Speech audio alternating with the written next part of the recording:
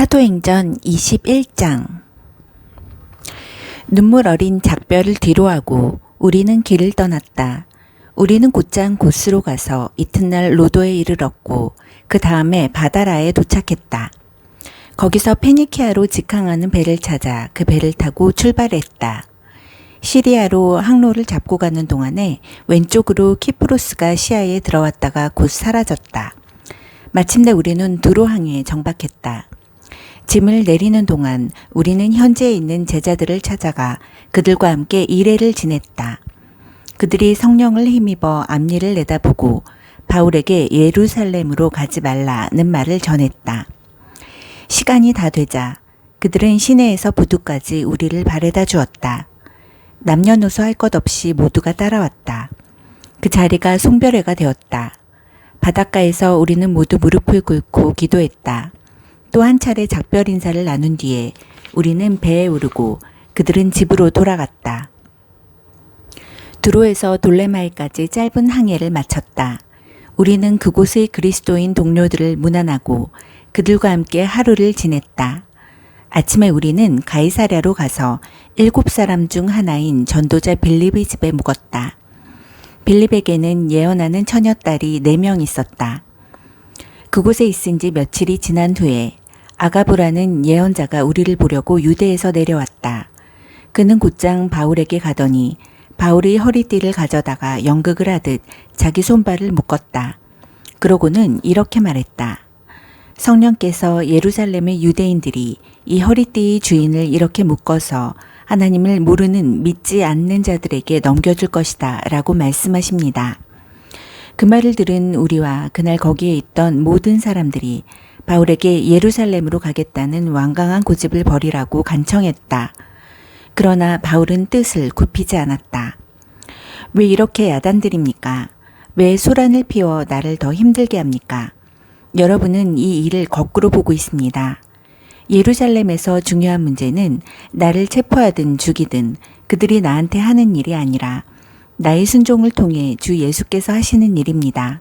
그것을 모르시겠습니까? 그의 결심이 조금도 흔들리지 않는 것을 보고서 우리는 단념했다. 우리는 이제 하나님 손에 있습니다. 주님께서 알아서 해주십시오 하고 말했다. 얼마 지나지 않아 우리는 짐을 꾸려 예루살렘을 향해 길을 떠났다. 가이사랴에서 온 제자들 몇 사람이 우리와 함께 가서 우리를 나손의 집에 데려다 주었다. 그는 우리를 따뜻하게 맞아주었다. 그는 키프로스 태생으로 초기 제자들 가운데 한 사람이었다. 예루살렘에서 동료들이 우리를 보고 반가워하며 두 팔 벌려 우리를 맞아주었다. 이튿날 아침 먼저 우리는 바울을 데리고 가서 야고보를 만났다. 교회의 지도자들도 다 그 자리에 있었다. 안부와 몇 마디 인사말을 나눈 뒤에 바울은 그동안 하나님께서 자신의 사역을 통해 이방인들 가운데 행하신 일을 하나하나 자세히 이야기해 주었다. 그들은 이야기를 듣고 기뻐하며 하나님께 영광을 돌렸다. 그들도 들려줄 이야기가 있었다. 그동안 여기에 무슨 일이 있었는지 보십시오. 하나님을 경외하는 유대인 수만 명이 예수를 믿게 되었습니다. 그러나 그들이 모세의 율법을 지키는데 어느 때보다 열심이다 보니 문제도 있습니다. 유대인들 사이에서 들리는 말이 당신이 믿지 않는 이방인들 속에서 살아가는 믿는 유대인들에게 모세를 가볍게 여겨도 된다고 하면서 자녀들에게 할례를 주지 않아도 되고 옛 전통도 지킬 필요가 없다고 가르친다고 합니다. 그러나 그것은 그들이 전혀 받아들일 수 없는 일입니다. 당신이 시내에 들어온 것을 그들이 알면 어찌 될지 걱정입니다. 곤란한 일이 생길 것입니다. 그러니 이렇게 합시다. 우리 일행 가운데 정결 예식을 하기로 서원했으나 돈이 없어 행하지 못한 4사람이 있습니다. 당신이 그들의 서원에 참여해서 그들의 비용을 대주십시오. 그러면 당신에 대해 떠도는 소문이 사실 무근이며 당신이 모세의 율법을 철저히 존중한다는 것이 모든 사람 앞에 분명해질 것입니다. 당신에게 이렇게 요청한다고 해서 믿는 사람이 된 이방인들에 대해 전에 우리가 합의한 내용을 되돌리는 것은 아닙니다. 우리는 그 편지에 쓴 내용을 계속해서 굳게 붙들고 있습니다. 우상과 관계된 활동에 관여하지 말고 유대인 그리스도인들에게 거슬리는 음식을 내놓지 말며 성생활과 결혼의 도덕을 지킬 것을 말입니다. 바울은 그들의 제안대로 했다. 그 사람들을 데리고 가서 그들의 서원에 참여하고 그들의 비용을 댔다. 이튿날 그는 성전에 가서 그것을 공식화했다. 각 사람이 정결 예식을 위한 제사를 드리고 그 제사가 끝날 때까지 거기에 머물렀다. 그들이 정결 예식에 필요한 일회가 거의 끝나갈 무렵 에베소 근방에서 온 몇몇 유대인들이 성전에서 바울을 발견했다. 그들은 당장 그곳을 뒤집어 놓았다. 그들은 바울을 붙잡고 목이 터져라 외치기 시작했다. 도와주시오. 이스라엘 동포 여러분 도와주시오.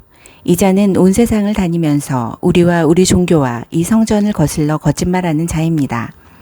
이제는 그리스 사람들을 여기까지 데리고 와서 이 거룩한 곳을 더럽혀 놓았습니다.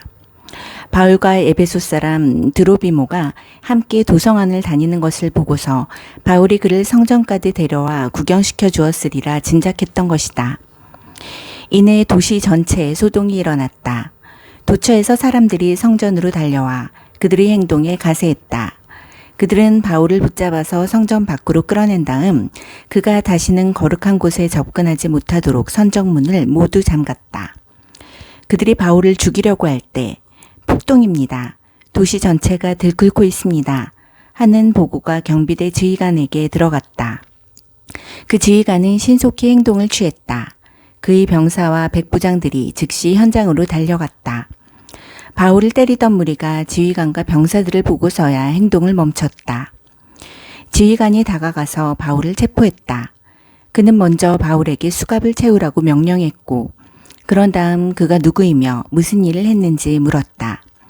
지휘관이 무리에게서 얻은 것은 저마다 이렇게 저렇게 외치는 고함 소리뿐이었다. 광기 어린 무리의 소리를 분간할 수 없었던 지휘관은 바울을 군대 병영으로 데려가라고 명령했다. 그러나 그들이 성전 계단에 이르렀을 때 무리가 난폭해져서 병사들은 바울을 메고 가야만 했다. 그들이 바울을 메고 가자 무리가 따라오며 외쳤다. 죽여라.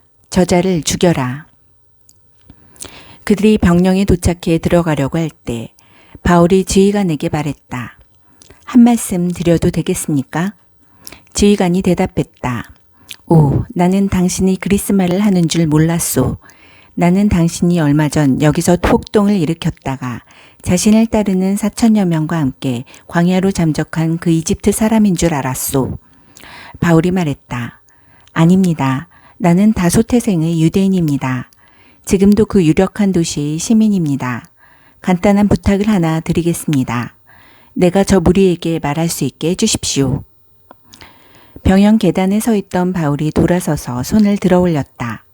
바울이 말을 시작하자 무리가 조용해졌다.